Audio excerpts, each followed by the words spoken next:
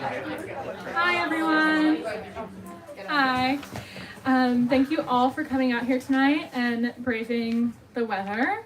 My name is Jenny, and I'm here on the events team at Folks Are Magic. Before we get started, I just wanted to point out some logistics for how tonight's going to go.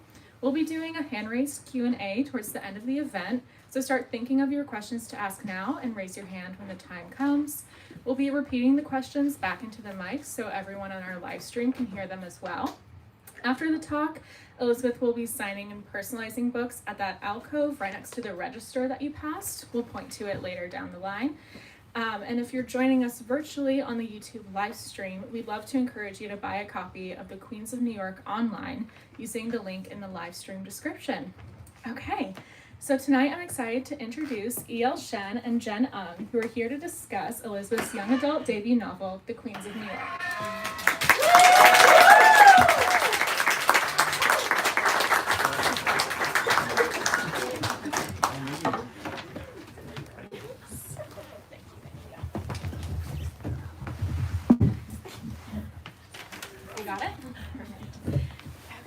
Queens of New York is an Asian American sisterhood of the Traveling Pants novel. Three best friends, Gia Lee, Ariel Kim, and Everett Huang, have been best friends since they were 7. 10 years later, they're inseparable, but having to spend the summer apart. Everett will be in Ohio, hoping to nab the lead role in a theater production. Ariel is flying to San Francisco for a STEM scholarship, though her heart is in South Korea, where her sister mysteriously passed away last year. And Gia is in Flushing, Queens, juggling her parents' restaurant, a cute neighbor, and dreams for an uncertain future. The girls navigate heartbreaking surprises and shocking self-discoveries, leaning on each other and finding strength in their friendship. Elizabeth is an author and editor whose family immigrated to Flushing, Queens many years ago. Her debut novel, The Comeback, was praised for its fast-paced prose and authentic dialogue. The Queens of New York is her first book for teens. And when Elizabeth isn't writing or editing, she can be found stress baking, figure skating, singing show tunes, and eating too much chocolate. And as I mentioned a moment ago, Jen Ung is here to discuss The Queens of New York as well. She's the executive editor for Quill Tree Books, and she's edited some of your favorite YA and middle grade books, such as It's Boba Time for Pearl Lee, American Panda, When Dimple Met Rishi, and of course, The Queens of New York. So without further delay, everyone please give a very warm welcome to Elizabeth and Jen. Thanks so much. Hi, everybody. Thanks for being here. As Jenny said, I'm Jen Ung. I'm an executive editor at HarperCollins. I'm also the lucky human who had an opportunity to work with author E.L. Shen on her luminous, powerful, make you ugly cry on the subway YA novel, The Queens of New York. And I'm thrilled to be in conversation with her today. But first, we wanted to start off with a reading from Elizabeth, and so feel free to take it away, my friend. Hi, thank you so much for coming. I really appreciate it. I know the weather is insane right now, so a special thanks to everybody. So I'm gonna start with just the first chapter. Okay, one sec. Can you help? So the book is from 3 POVs for everyone who hasn't read it yet, but I'm going to start with the first chapter, which is from Gia's perspective. There are 3 parts to every perfect dumpling: the skin, the meat, and the water. Ariel is the skin, the delicate foundation that can make something beautiful out of nothing. Everett is the meat, tough, juicy, and packed with spice. And me, I guess I'm the water, the one keeping us all together. The yellow awning letters that spell out Lee's Dumpling House are chipped and faded. Dad still needs to repaint, but the kitchen is bustling. Sesame balls cover the counter, anxious to be deep fried, while sweaty chefs awaken hundreds of char siu bao from their frozen slumber. In the booth by the window, Ariel yawns. You can sleep on the plane, Everett says, swatting her head. Ariel sticks out her tongue and loudly slaps meat onto the fragile wrapper. Don't mess up my dumplings, I tease. Your parents' dumplings, Everett corrects. She gestures to our large assembly line. And we're basically free labor, so you can't complain. I make a show of rolling my eyes, but my heart dips. I'm going to miss all of this. Our early morning dumpling masterpieces and lazy bike rides through Flushing Meadows, sketching anime boys, Everett's soft humming fanning the pages, watching Ariel decimate her opponents at every debate, and cheering on Everett at all her musicals. and then ending the night squished into sleeping bags, falling asleep next to leftover fried pizza and half a dozen sheet masks. When we met, we were 7-year-olds prancing through Queen's annual Lunar New Year festival in our fluffy winter coats and fuzzy earmuffs. Back then, everything was simple. Our parents were volunteers, so we got there early, whizzing past closed storefronts and messing around with confetti cannons until Dad yelled at us.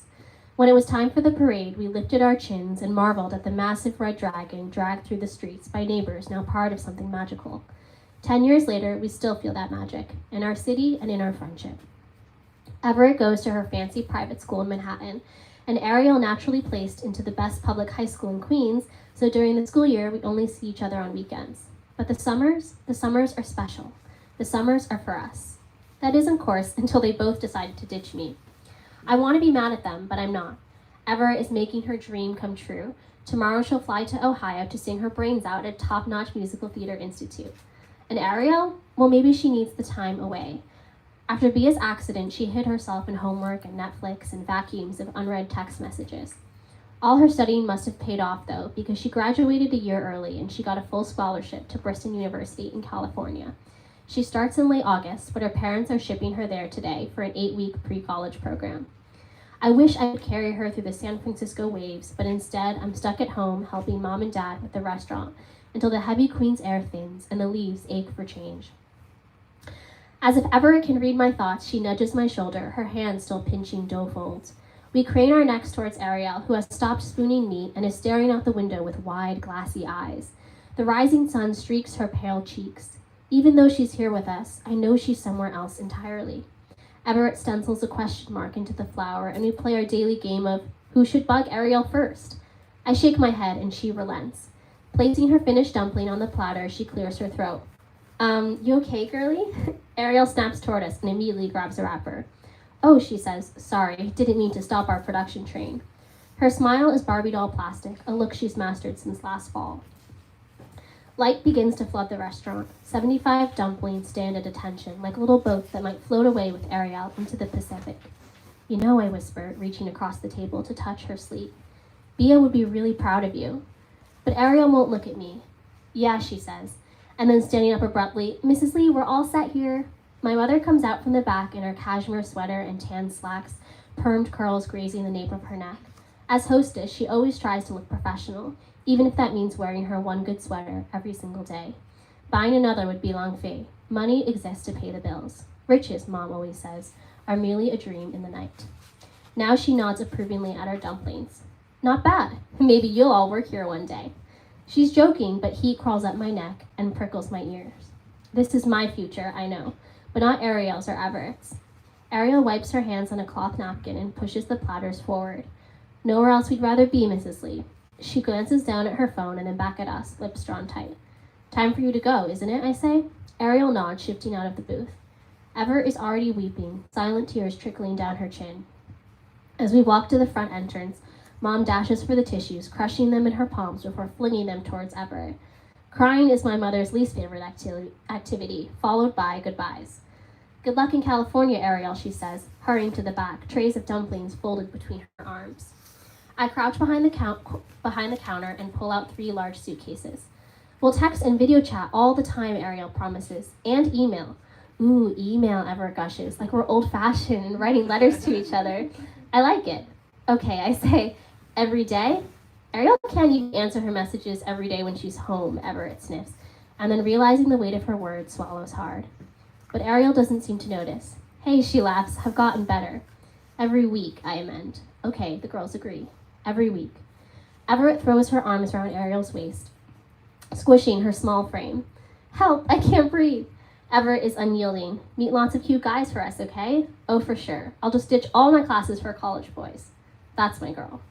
We make our way onto the street, hiding from the thick summer heat under the awning shade. Flushing is beginning to stir. Colorful Chinese signs crowd the block. Mr. Zhang slides up the glass protector on his food cart, revealing salted tofu pudding and sweet soy milk. The stench of decades-old steam stacks and stale cigarettes waft through the early morning air. Ariel calls a rideshare, and a sleek sedan appears within minutes. She piles her suitcases into the trunk and gives us one last squeeze. 8 weeks, she says, and then we'll be together again. It seems like a lifetime, and no time at all. Everett rests her head in the crook of my neck, and we wave and wave until Ariel is just a dot on the horizon. And then she's gone. Yay! I don't know how many times I've read that chapter, heard that Many. chapter. It always gets me, you know, the dumpling metaphor. So let's start with the classic. What inspired you to write this book? What these characters are so distinct with their personalities and dreams and hopes and wishes. What parts of them are you? What parts of them are your friends? Like, tell us a bit about the origin story of this book. Yeah, so I wrote this book in lockdown, or like at the start of lockdown, basically. Mostly because I wanted a summer that wasn't the summer that I was currently living in. Summer 2020 wasn't a total party? No, unfortunately. Yeah, and I loved the idea of a summer full of endless possibilities and one where Asian American girls can have such like diverse experiences. So with that in mind, I think they're both here. I see them. Okay. So really this friendship was inspired by my two Raise best your hands, I friends wanna see from you. childhood. We've been friends since, I don't know, for over a decade. And when I grew up, we didn't really have a lot of people around us who were Asian American, and I feel like we glommed onto each other, not just for that reason, but that is like a part of our friendship. And what I love about our friendship is that we are extremely different people. Like, we have completely different interests and passions and personalities.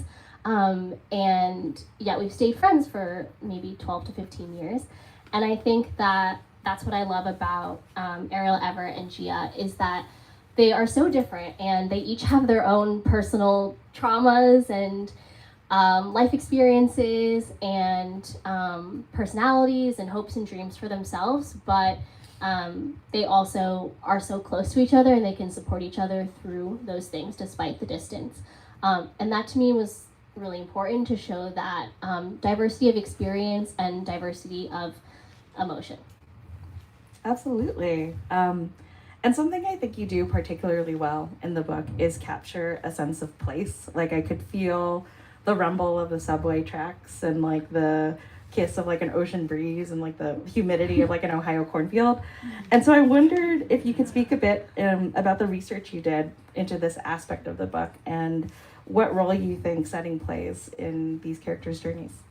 Yeah, setting is such a big part. I feel like Flushing, Queens especially is a character unto itself. I think that New York is such a obviously bustling place that's full of diversity and full of excitement and full of also, like, for Gia especially, different economic classes melding and mingling in a way that is not necessarily true in the suburbs or the countryside.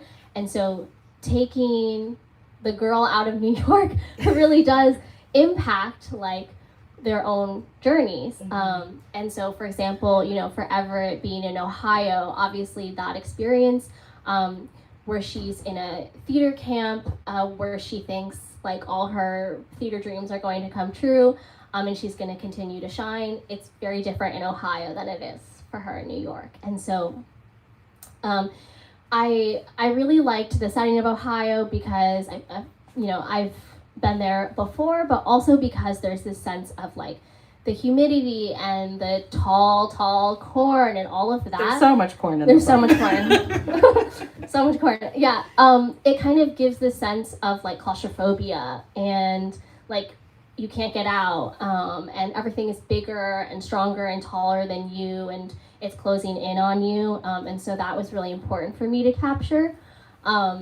And for Ariel, being in San Francisco where it's like opposite sides of the world from New York and very like foreign to her was also really important to me to show because I wanted her to feel like as cold and gray as San Francisco sometimes is.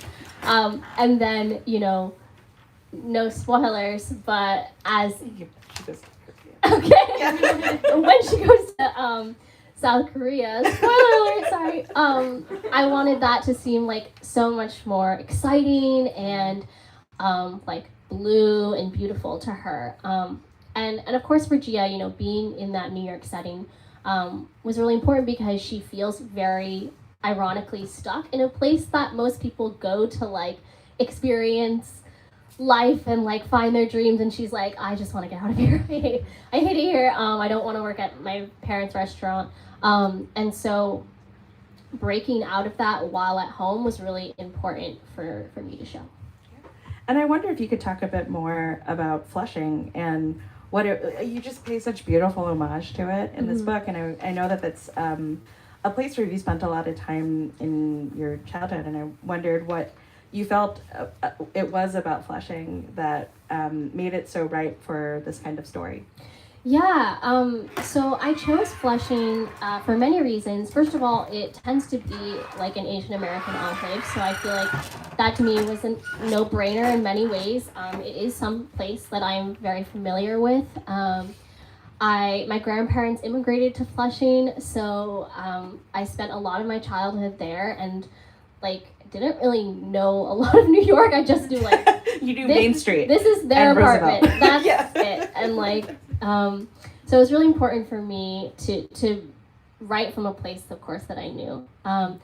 And it's also a place where my dad, in particular, grew up. And so my dad passed away when I was in high school, and so to represent Flushing on the page was really meaningful to me.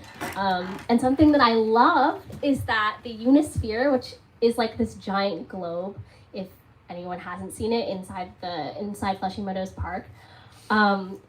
So the Unisphere was like one of my dad's favorite things, and I had literally no idea. Like no one told me that. We'd never gone to it before, and I happened to write about it, and then it happened to be on the back of the book. On the book. Yeah, so I just feel like it was such a lovely accidental tribute to my dad.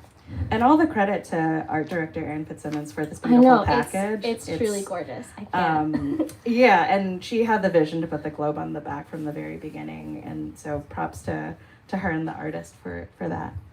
Cool.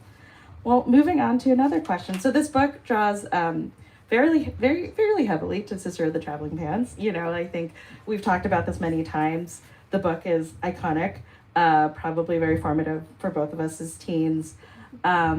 You know, it's kind of the parallels are a little obvious. It follows, you know, best friends who, you know, spend a summer apart. That's life-changing. But I also wondered if there's anything else about sisterhood that you wanted to capture in this book. And I'm particularly thinking about its focus on teen girls and their complex interiorities. Yeah, absolutely. So, like again, when I mentioned the diversity of Asian American experience, I think often in literature, and this is definitely changing, but you know, as someone who's also an editor, I've seen it a lot in publishing.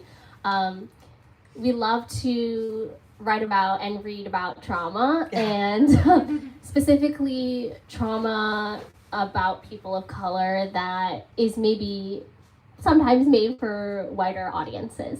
And it was really paramount to me that yes, they experience trauma, yes, they experience pain, but they also experience hope and joy, and they also have this tight bond throughout. And so when it comes to sisterhood or friendship or however we want to name that, what I really love is that they are so close and they are so tight, and yet they like never have some major falling out throughout the book where like they hate each other and everything's horrible. Like they are what gets each other through the story, and to me that was really important to capture and to kind of lessen the weight of whatever horrible or not so horrible experiences they're having throughout the book. Absolutely. And I also feel like Sisterhood of the Traveling Pants is always often written off as this like frothy summer read, but it's actually got some difficult shit in it. And so like I think that's what I really loved about that aspect of it being an homage to this book, is that like you weren't afraid to sort of show these girls being so messy and Yeah. so complex Yeah. and unpredictable, and I think that I found that to be really special. But similarly, something I often get as an editor of children's and YA books is this sort of misconception that books for kids and teens are somehow lesser or less complex. And I don't think there's anybody in this room that would feel that way, but I wondered what it is for you that speaks to you about this audience and writing and editing books for young people. Yeah. So I've always wanted to write and edit books for children and teens. When I was 15, I had this assignment in high school where we had to write about what we wanted to be in 10 years, and I very specifically wrote that I wanted to be a writer and editor, specifically for teens, and I wanted to talk about taboo topics, and I really manifested that. I manifested that. I shocked myself with how super I was. Yes, I didn't specific. realize that that's very true to who I am, I guess. But I think that what's really important for me is those are the most formative years of your life, and also the time when you are forced to read for school. Yes. And so if you think yourselves about books that stayed with you, there definitely might be some adult books out there, but I feel a lot of those books are going to be something you read when you were 12 that changed your life. And I think that's the hope, that I would love one person to, pick Queens as their book, or, a group of people to be oh yeah, the experiences that I saw myself in this book, and that changed my perspective on who I am. Because I can say that's true for myself, with Sister of the Traveling Pants, with True Confessions of Charlotte Doyle is a popular one that I feel taught me what feminism is at age 10, and I was I didn't. Avi, feminist icon. Always, yeah. I was oh, you don't have to wear a dress you can be a pirate. Yeah. Yeah, exactly. So I think that is such a important time of your life, and certainly not something that should be knocked on. Yeah. No, I remember watching the adaptation of Are You There, God, It's Me, Margaret. If you haven't seen it, I highly recommend it. And I remember my husband asking, I was this is such a big, I remember, this is a big book for me. I was I remember, this was a formative read for me. And he was what was it about? And I'm I couldn't tell you. I just but I remember how it made me feel. Yeah. And I think that that's what's so important. And I think that that's what I hope teens get out of Queens of New York, where they won't remember the globe. I mean, they probably will because it's on the back cover. Yeah. But I hope they remember the way it made them feel, and the way that it sort of helped them during a very formative time in their lives. Yeah. So, cool. I mean, so moving on, I feel your book just feels like summer. There's just something about it. It just, I don't know, it just has that vibe. And I know the term New York summer gets thrown around a lot, and I think it ends up meaning different things to different people. But I wondered if you could talk a bit about what it was about summer that you felt was sort of so compelling that it made sense for this kind of story and for these three girls. Yeah, so obviously summer is a time when you don't have school. Yeah. And so your options are wide open. Lots of people go to camp, lots of people travel, lots of people stay at home. And so I feel it's a time where all the doors are open for you, and then also people weirdly expect you to emerge from summer a completely different person. Yes. So I feel the possibilities truly are endless in summer, especially when you're in high school and you have a clear block. Not now, we gotta work every day in summer. We just get Fridays. It hits different. It does. As Taylor Swift would say. Yeah, it's different. Totally Yeah. Yeah. So I think that was a clear marker for me. Also, unlike today, the weather is usually really beautiful, and also there's different environmental factors that can impact how a character feels about themselves. And also I just feel a New York summer is my favorite kind of summer, except for now. Because there's just so much happening all the time. One of my favorite scenes is Gia ends up going to see the July 4th fireworks with Akil, who is her potential love interest in the book.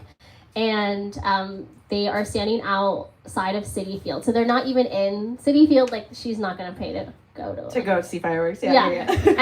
And so they're just, free. Exactly. You stand outside. So they just stand outside the stadium and watch the fireworks. And I just love that. Like, you can do that in New York City. Like, you can just be somewhere and see a performance, or like a farmer's market, or someone's just like, talking to you about something really cool. There's a lot of free events. And so there's kind of a magic in the you never know what's going to happen aspect of the city that I thought was really like important. Like for Everett, she loves a good cabaret night in New York. Like, that's not going to happen, somewhere else. You mean teens in the suburbs can't just go to a cabaret club just for fun? I mean, maybe. That'll be my next one. Yeah. And Queens of Ohio. No, truly never.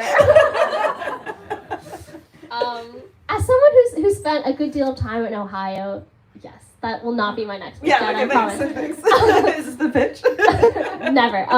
But yeah, and I think that also summer is a time when you can just kind of like explore yourself, because you have that space for reflection, and that's really what all three girls end up doing in the book. Excellent. Okay, so the next one's kind of like a fun question. I mean, I'm letting you flex here. Like, I saw that you were at the Eras tour a few weekends ago, and I just have to ask, were there any T-Swift songs that were on repeat for you as you were writing this book? I can think of a few that I can just guess off the top of my head, but I'd love to exchange notes. Absolutely. Yeah, let's get into this. Okay, so I'm sorry to the non-Swifties out there. Sorry. So for me, I really love writing dramatically, and what I mean by that is making Spotify soundtracks for as I'm writing, pretending like I'm in a movie, romanticizing my life, because otherwise it's just makes life more interesting. And so life's so dreary without a soundtrack. Exactly. So I've really thought about which songs I would put for each girl, and why they're that way, and then I listen to them and it helps me get in the mood. So I listened a lot to You're on Your Own, Kid. I feel especially for Gia and Ariel, that feels very real. I think also Right Where You Left Me is one of my favorites. Because she's talking about being stuck in a specific time in her life. And for Ariel, she's having a really hard time processing the death of her sister. Mm-hmm. And she's very much stuck in this age where her sister was still alive, because her sister died in South Korea, and she didn't get to be a part of it. She barely knows what happens, and so there's this kind of stagnancy, and so she's super stuck at the start of the book, and so she's right where you left her, and she doesn't know where to go. And then I feel for Everett, she's definitely my spunkiest character of the three, and she's the one in the front on the cover. Yeah.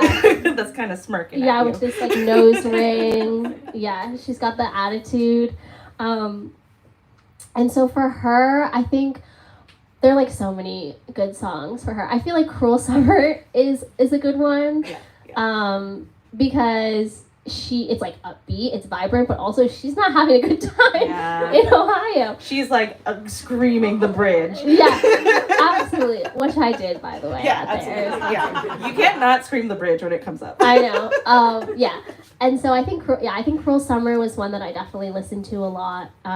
Yeah. Honestly, her entire catalog of albums in general. No, absolutely. This just felt like a very Lover era of book. It really dawned on me when we were working on the cover. We were thinking about, so the original background was purple, and Elizabeth very rightly pointed out that her first book had a purple background. So we were okay, we'll figure something out. And she was just what about baby blue or pink? And I was so Lover. Yes. Oh my gosh, I didn't even think about that. Yeah. It occurred to me, and I'm that's fun. And we did look at multiple different shades of blue, different shades of pink, and we landed on this beautiful periwinkle. Anyway, so okay, we did go through these questions quite fast, but I wanted to end with a classic of what do you hope readers will take away from this book? Yeah, I think that's such a loaded question. Yeah. Because I don't really want to tell anyone how to feel about the book. I'm very much of the mindset that once your art goes out into the world, it is for others to absorb and put their own life experiences onto, just like we do with Taylor Swift music. Yes, Sorry. exactly. But I think that for me, I guess I can say what I have experienced throughout this book, if that's helpful. I think that it was really cathartic in a lot of ways for me to write this story, because I felt like, one, I was sort of talking with my friends every day, and not being able to see them, and so in some way there was true distance between us, and in the same way the girls are constantly messaging each other because they have distance between them, and so I think that having that friendship and the closeness, I hope it reminds the reader of that, I guess. And then I think just the diversity of experiences that Asian American and everyone can have, I think that was really important to me. And then also in a lot of ways, the way that we have coded the world and the way that our parents have coded us, and then how that sort of trickles down to how you react to things in the world, and how you decide to build who you are. I think that was a really big aspect of the book, because for each of them, so for Gia, she thought that she had to run this restaurant, and her parents very much did expect that of her, and her goal is to really break out of that expectation, and that's a really difficult thing to do. And also she's interested in a boy from a very different social class, and made even worse by this expectation of her kind of taking over this restaurant and other stressors that occur throughout the book.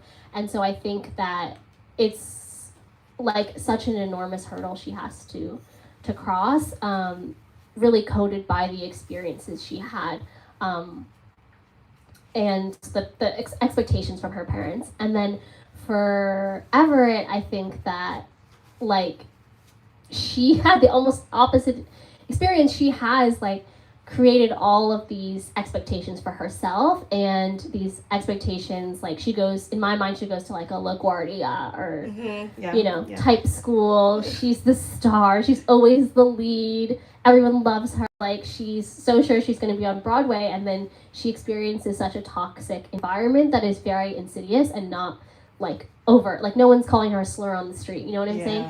And so I think that she has to figure out how do I love something and be passionate about something that hates me. And so I think that's such a real world problem, outside of theater. When you graduate from high school or college often, and you enter the workforce, if that's something that you end up doing, your experiences are going to be so different from the bubble that you were in, and how you react to them is very much coded by how you were doing in high school and college.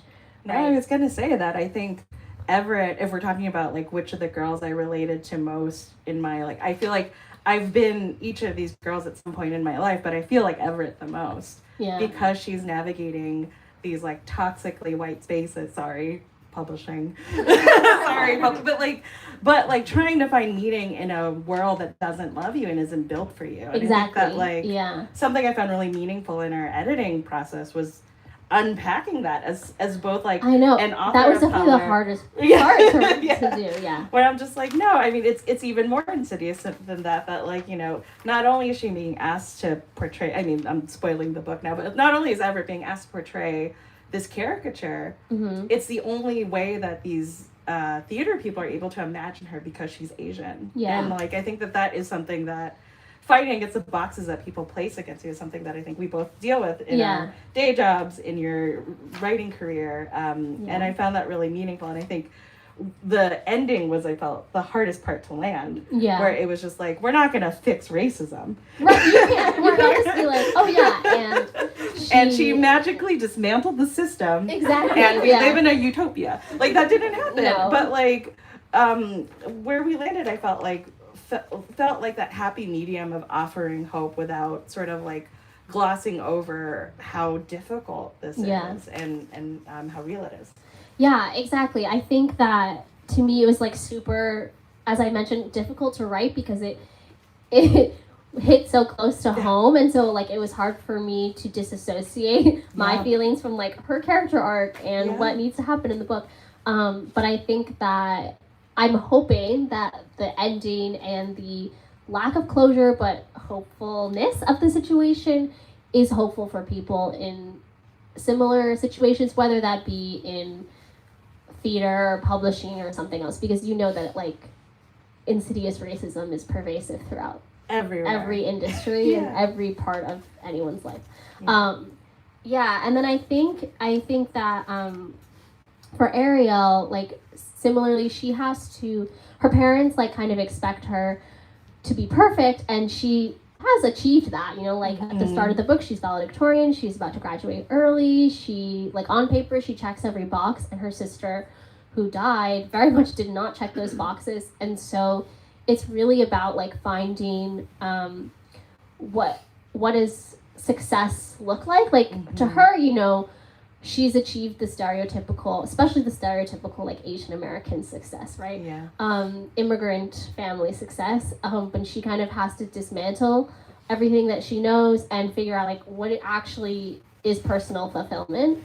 And I feel like that to me was really important personally as someone, you know, who's in an industry where we are like our success is measured in some way by metrics. We do monetize our identities for sales and other people's identities for sales. Getting too meta in here. So like I think that so I think that for me it was really interesting to grapple with that and figure out like, oh, but you can't put your entire self-fulfillment from that because that's like really destructive, and Ariel really has to learn that the hard way, and so I hope that there's a semblance of comfort and relatability for readers in her story. Absolutely. All right, I know I said that was my last question, but I did actually have one more, which is like, please take this opportunity to plug what you're working on next, both as an author and as an editor. I know you had a big release this week. Okay, I'll start with my editor stuff. I'm a proud mother. So my first acquisition at Penguin came out also on Tuesday. It's Lay in the Fire Goddess. It's a middle grade about a half Hawaiian girl who accidentally angrily crushes Lahul Blossom and angers Pele the fire goddess, and so lava gets sent down to, you know, her house, and her best friend gets kidnapped by a hawk and she has to go save the day. But it's really about like hyphenated identity and her being very uncomfortable with the Hawaiian part of herself and having to learn how to embrace being multiracial. And then in terms of what I'm working on next, so I have a middle grade coming out in January, which is actually insane. I didn't realize it was that soon. I don't either. I was thinking of that today. Did you write it? Is it done? It's all done. Yeah, it's crazy. I was like, wait, oh my gosh, I have to go think about another book now. Yeah, so it's called Maybe It's a Sign, and it's about a girl who, she's 12, so she's much younger, she's 13. I should really remember my character's ages. It's fine. And her dad has passed away, like about a year prior, and he really believed in like Chinese superstitions, and she plays the viola, and she hates playing the viola, and but she believes that her dad has sent like signs to the earth telling her that she needs to continue playing. And so then as she like finds her own passions and her own crushes and her own identity, she has to grapple with like, but I'm going against like what my dad thought that I should be doing. That sounds devastating. I hope that it's also cute and funny. Yeah. But yeah, I think that book is very much one about like fighting back against the expectations that your parent might have, especially when they're not alive anymore. So like, what do you do with that? So yeah, that's what's coming next. Absolutely. Okay, so now it's time to take questions from the audience. I hope that you've all been thinking about it and preparing. All right. My question is for you, Jen, Oh, if you sure. don't mind Yeah. giving Elizabeth up a little bit, which is, what were your first impressions when you read the manuscript, and what was it about it that made you say, I have to have this? That's a great question. So the question was for me, and it was, what was it about Elizabeth's manuscript that made me love it and want to acquire it? And really, it's that dumpling metaphor. Like, I was kind of like in like within the Wow, first good thing I few- included that. No, in. the first few sentences. I've actually been thinking about this a lot because usually whenever a book comes out, I write a little note to my authors about, and I'm thinking about that first time that I cracked open the manuscript. Thank you, Marietta, for sending it to me. And it just felt like Elizabeth is so good at making a shoulder graze feel like it's the end of the world. Like, it's just so high stakes, right? And I just remember it like, there's a lot of like really like intense emotional stuff with like Ariel and her sister and Everett and the racism, but it really was these like really small moments when Gia is just falling in love with Akil that I was just like, oh, like I have full body chills, and they haven't even like held hands.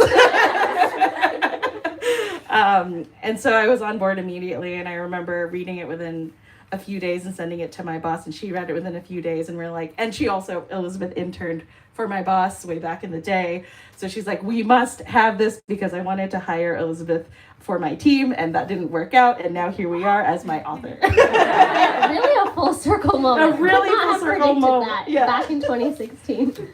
Rosemary was obsessed with you. and she was very sad that it never worked out for whenever the editorial assistant position came open for you, and Yeah. the path you took. But I think it led us to here, which is great. All right. Any other questions? Sure. So, not to bring this all back to the first half page of the book, I love that dumpling metaphor. Yeah. It's the most elegant bit of exposition I've read in a long time. I know all the characters. That Gia is water tells me all I need to know. Yeah. I'm like, how did you come up with that? How did you develop that, or did it just hit you when you were just distracting the characters and figured I'll start that? Yeah, so the question is, just for the YouTube people, what inspired the dumpling metaphor? What led you to come up with it? Yeah, I don't know, I make dumplings like quite a bit.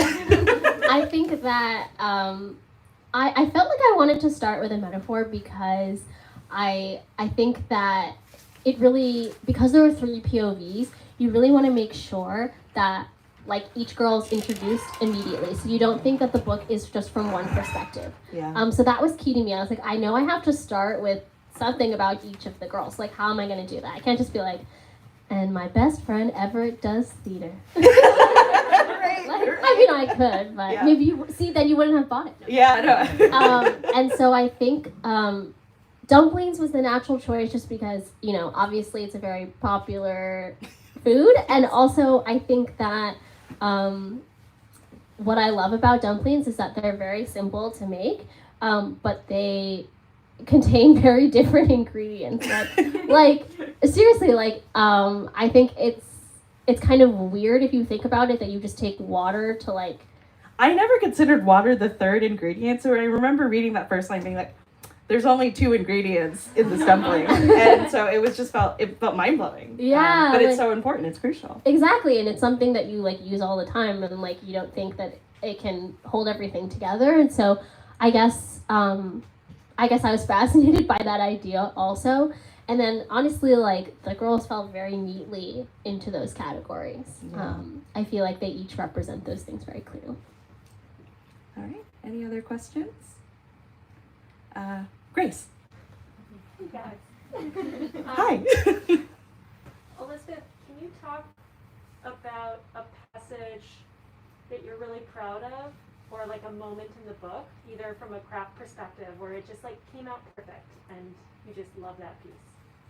And so the question was, is there a passage from the book or just a piece of the book that you're particularly proud of? Yes, I can. You have a read it. bookmark? I don't have a bookmark, so give me a second, but I'll try to find it, and then I can explain why. I think it's here. Okay, it's just like, just checking. Yeah, it's just like one paragraph. Yeah, go for it. Okay, so July 4th in New York City is a series of mini explosions, block parties, and grilled hot dogs on corner stoops. It's the Lee family's favorite day of the summer, not because of the parties or because we particularly love America, but because we're the only restaurant open for miles. We don't close on holidays, instead we make triple the sales. This Independence Day, my parents are hoping to make quadruple the sales. They've stretched our restaurant hours into the late night so tourists and still drunk teenagers can stumble inside for a post-fireworks meal. With a quarter of our staff laid off to help pay the steamer bill, Mom and Dad are melting into the restaurant floor. There are no afternoon breaks, no feet dipped into hot water basins, no cheesy Chinese soap operas, and for me, no sketching at the park, no hours drifting through Mr. Kimura's comic book shop, no Akil. I find him only in quick texts under the table while reheating Nai soup and in the silly TikToks he sends right before we fall asleep. And then, wait, there's this other little part in the same chapter, if you don't mind. No, I don't. 1 second.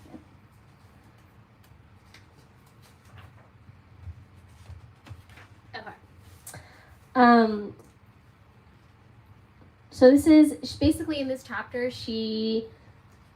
Akil has asked her to watch said fireworks in front of City Field, and she's really not supposed to because she's supposed to be watching her grandmother and her little sister, but she does anyway. So she's like on her bike. The wind howls against my back as I pump my bike wheels down the street. The night is aglow with sparklers and boom boxes pounding rap in front of the herbal medicine store and the mall.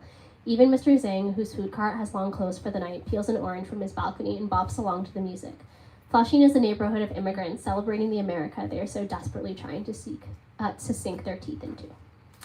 And I guess I'm really proud of those two parts because, one, I wrote this when I was not in Flushing. I hadn't been to Flushing in years because we were all stuck home. And so I Google Maps that. Google Maps really came through for me a lot in many ways. And so being able to close my eyes from Google Maps, imagine myself in this place, and then try to imbue that atmosphere into the story was, I don't know, a difficult task and something I really enjoyed doing. And then I also think that what I like about that is that this dichotomy of people being patriotic and celebrating America and the place where she lives, Chinatown, being not really where people are like, I love America so much. Yeah. And yet they're kind of like entranced by the atmosphere that July 4th brings. And there's kind of like a beauty in that. Like, I feel like the line where Mr. Zhang like is peeling his orange and just like sitting and watching, everything down below. I don't know, I just really like that line. No, and I just have to chime in with the one I'm proudest of. And it was, Gia took a lot of reimagining and edits. I think you basically kind of rewrote her perspective from the ground up in the first draft. And it's that final scene where she's kind of like realized everything she wants to realize and comes to all these big sort of like emotional breakthroughs. And you just say something like, the leaves are cheering for me, or something like that. It just felt like so triumphant. I could feel that spot. I'm like, Elizabeth nailed this. So very proud of that. And so we have time for one more question. I think I saw that you had raised your hand. Okay. Yeah. Yeah, I have a question about the writing process. So you've talked a lot about the parallels between the Sisterhood of the Traveling Pants and Queens, but one major difference is the technology available to Good call. over their summer. So I wanted to ask, because I think text dialogue and email writing can be really hard to do authentically, especially teenage girls and young girls. So I wanted to ask, what you drew from, and how did you determine like which elements were going to develop, like what content to put in an email versus just the regular chapter? That's a great question. So the question is about technology in the book and how you utilize that for the narrative. Yeah.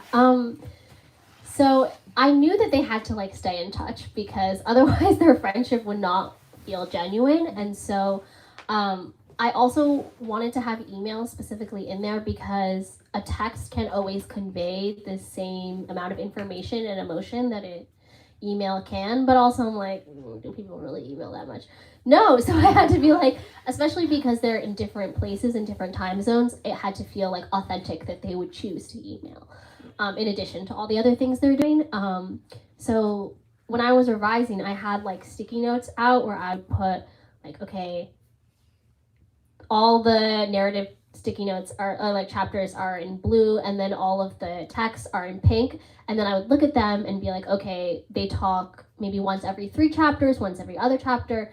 And if I noticed there was like a long break, then I would add or move them around. So like doing it visually was really important to me. And useful.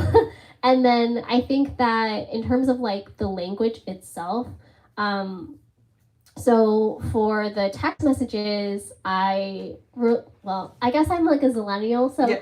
I did rely somewhat on just like how I personally text. And then also like how I have a couple of like girls that I tutor, and they're young and they text me in a very specific fashion, and so I definitely like utilize that in how they talk to me. So they say bruh all the time, which I did not include necessarily, but I'm telling you, it's a constant in my life. And then I think that like what's also important is that the girls are like reflecting on what the other one has said in the email. They can't just like receive the email and then be like, cool, like next part of my life. And so that's really where like they had to like absorb the email and then apply it to their own situation, or the text or like the conversation. And then if there were moments that felt like much more urgent, like I love to utilize the fact that Ariel is really bad at texting and really bad at communicating, and partially because she's like pretty depressed. And so I think that like no one's gonna outright state that, but the lack of text like makes the other girls anxious. And so I think like having that back and forth was really like useful for me in showing like Ariel's character arc. Absolutely. All right, well, that's about it. I'm going to pass it over to Jenny to talk through signing logistics. Thank you all for coming. This was a wonderful conversation. What did you look at that?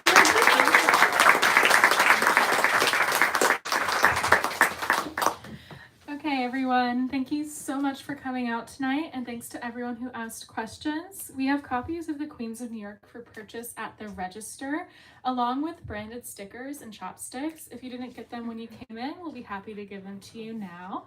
As I mentioned earlier, Elizabeth will be signing and personalizing books. My coworker Allie is pointing to where that is now. It's a little hidden. It looks like there's nothing there, but it's there. We just ask that you line up along the center aisle and grab any personal belongings with you now so we can start clearing the space. We will be moving chairs and all these tables throughout the area, so the store is not open for browsing. A public bathroom is by the Moleskin journals on your right, should you need to use one. But that's everything for logistics. Thank you all for coming out tonight.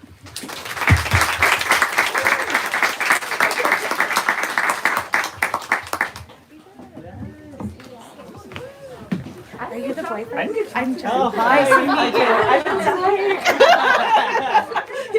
It's the one in the front row who matches. I'm just a huge fan of yours. Yeah. By the way, I was sending pictures to your mom. It's still live. And you're the best friend? Yeah. Well, I'm not the best friend, but it was about. Yeah. She is very. I tried to tell her we would come back. Oh my god! Yeah. I was also in her. What did you intern for? I was in the I don't know. Oh, okay. I was going to design the cover for Yeah, go for it. I want to be Mary Edit too. So cool. I just like her mom. She's like, can you send me a picture of the sit down. Very good, very good. So I had to get up and take a You're picture. still on the live. Funny. Yeah, I just No, I'm realized. kidding. I was like, oh no.